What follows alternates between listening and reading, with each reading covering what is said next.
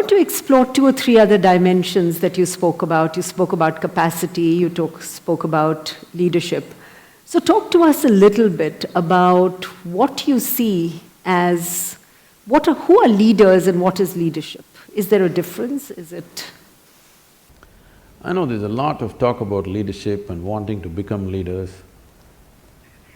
I don't think anybody should try to become a leader. It's quite obscene that I want to become a leader, that means all of you should be what? I don't know. I don't know what you would like to call yourself. It's not about you wanting to become a leader or someone wanting to become a leader. Because of a certain thing that you have done within yourself, or a certain level of observation, or a certain intelligence, or a certain experience, you are able to see something that most people are not able to see. The moment you're able to see something, then people will naturally look up to you as a leader because you're seeing something that they cannot see. And if you become a leader, there are many ways to become a leader. You can get elected, you can get selected, you can work it, you can pull other people down and become a leader, or simply people will rise you as a leader because they see that either you're able to see something or you're able to do something which they themselves cannot do. I feel this is the way leadership should happen, if you want to call it that someone is able to see something and do something that others cannot do, so everybody wishes he must take charge of the situation because naturally he will be able to do something that the others will not be able to do. So what is the quality of leadership? Leadership means once you sit on a perch, you better see clearer than others, otherwise you'll make a ridiculous fool of yourself. There's a whole, in the nation certain things have been happening. Right. Somebody sits on a perch and he doesn't see any better than you, he looks like a fool immediately. So, it is not about you wanting to sit on the perch, you wanting to see something must get you to the perch. Not because you want to be above everybody else, you get to the perch. So what is the quality of a leader? I don't think there's any particular quality. One thing is, a leader means his sense of life is beyond himself. It's not about… his sense of identity is beyond himself. Somebody becomes a leader because he is willing to think and feel and act for more people than himself. If you act for yourself, you're called self-centered. If you just act for the sake of two or three people you gather in the form of family, you are named as Dhritarashtra. There are modern names for that.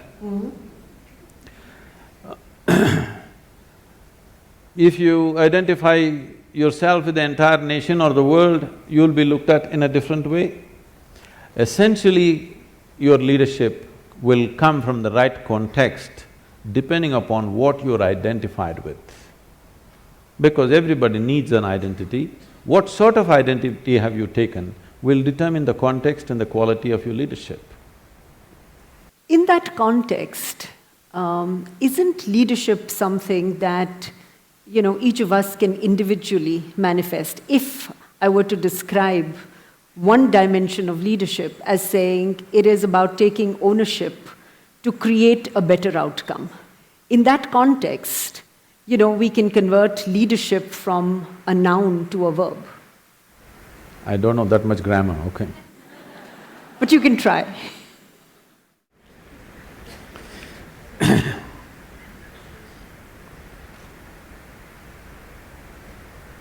See, whatever we do, every human activity, the purpose of an activity is to produce something. Production may be a safety pin, a computer, love, joy, health, well-being, it doesn't matter what. We want to produce something. When we act, we want it to be effective. How small an act or how big an act is not the important. We want something to happen effectively, which means it's a question of efficiency, it's a question of with how little, how much more you could do. That's what makes you…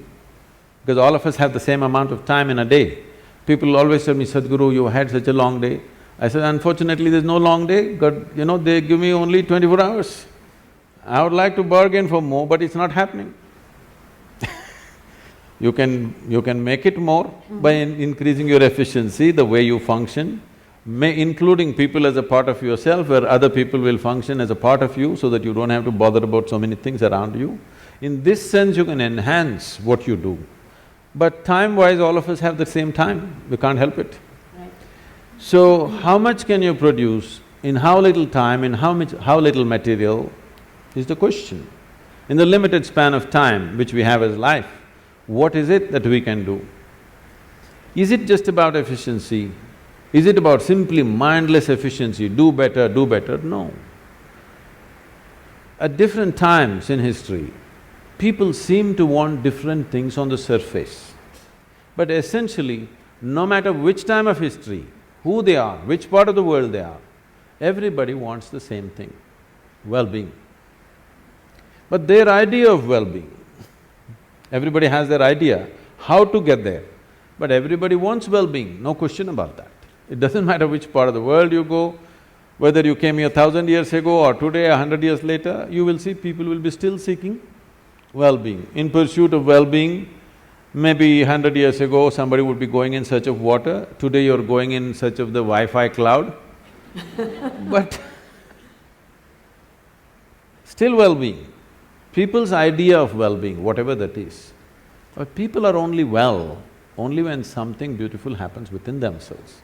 They think they're going to cause it to themselves by some means. But people have been happy before the Wi-Fi came, people have been happy before the automobile came, people have been happy before all the luxuries we are enjoying today appeared.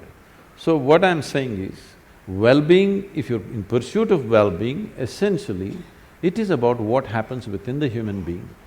What happens within the human being, in the name of so many things, I don't want to name all the things, in the name of so many things, what we call as family, society, and another world which we call as corporate world all these things we created, these are all different names or different mechanisms that we believe will bring well-being to us.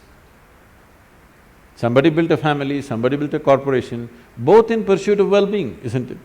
I must tell you this. The first time I was at Davos so many years ago, they were almost resentful.